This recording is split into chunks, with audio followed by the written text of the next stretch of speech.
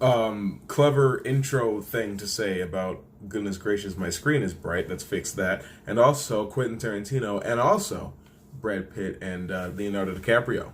Let's roll that intro.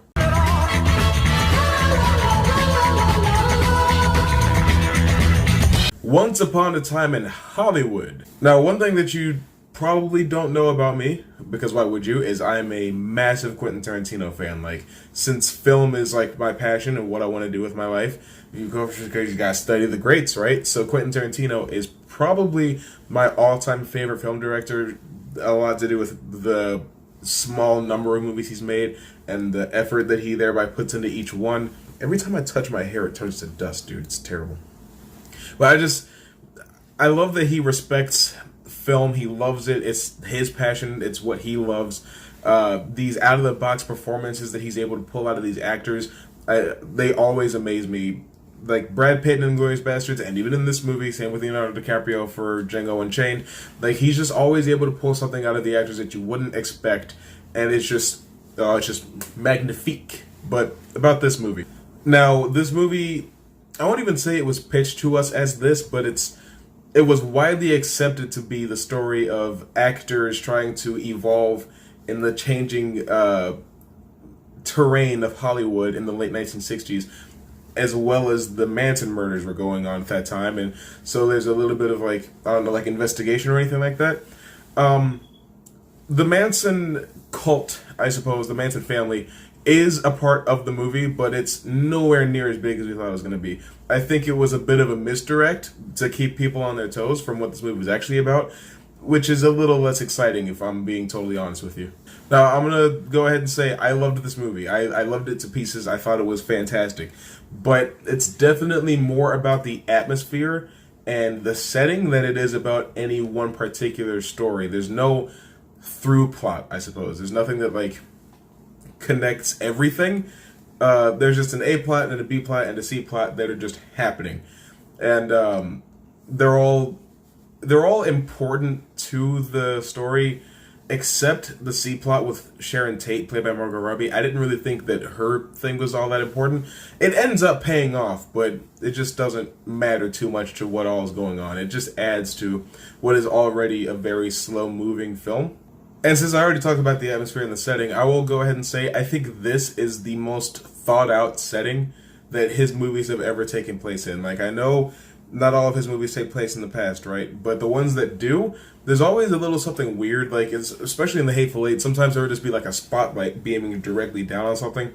They didn't have spotlights in 1865, but everything that you see in this 1969 movie looks straight out of the movie. There's no modern cars, there's no modern buildings, there's no modern design for anything. Everything is retro.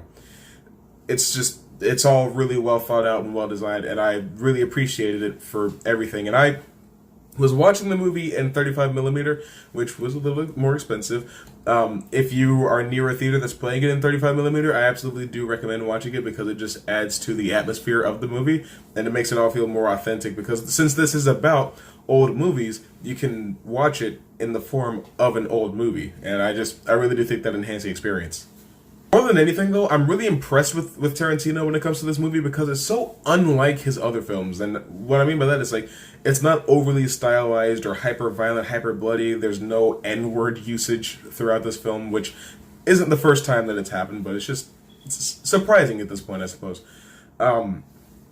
There's no, super dramatic close-ups on somebody when they say something that's like a one-liner or a stinger or something like that. There's really none of that, but there's still some good direction. Well, there's fantastic direction throughout, but if there's a suspense scene that the actor is doing or whatever, then it really does feel like a suspense scene. If there's an intense stunt going on, then you feel the adrenaline from that stunt. You feel everything that the characters are feeling, and that's just through Quentin Tarantino's brilliant dialogue and perfect directing. The man can shoot a scene, I'll tell you that right now.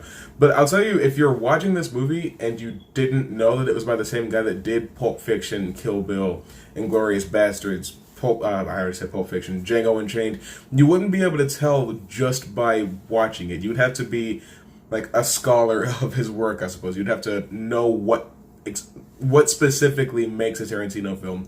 And since there is no one answer as to what makes a Tarantino film, he's able to kind of surprise you and blow your mind with a movie like Once Upon a Time in Hollywood that surpasses all your expectations for what you would expect a Tarantino film to be. But overall, for a very grounded story that's just an actor trying to evolve to stay relevant in the changing climate of cinema in 1969, it's a very compelling and interesting story, and a lot of that has to do with Leonardo DiCaprio's very moving performance throughout the film and his one-of-a-kind chemistry with Brad Pitt that makes me a little bit upset that the two of them haven't done a movie together before this one, but I'm very glad that we have this now. Once Upon a Time in Hollywood is absolutely worth buying on Blu-ray, and that's not to say that I didn't think it spectabulous. There's just not so much going on in this movie. It's really just a flex of his ability to direct. I feel like the narrative came after the setting for this movie. It was more atmosphere than it was narrative, and that's not a problem.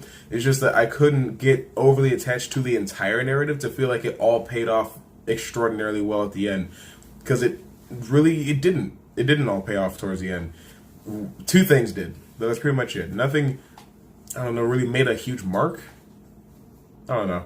Maybe my opinion will change over time, but for right now, is worth buying on Blu-ray. But Once Upon a Time in Hollywood, have you seen it? What did you think about it? Whatever it is, whatever you think, comment below and educate me. And as always, if you want more videos from me, well then go ahead and hit that subscribe button, because I never ask you to do that anymore. And I will see you very soon.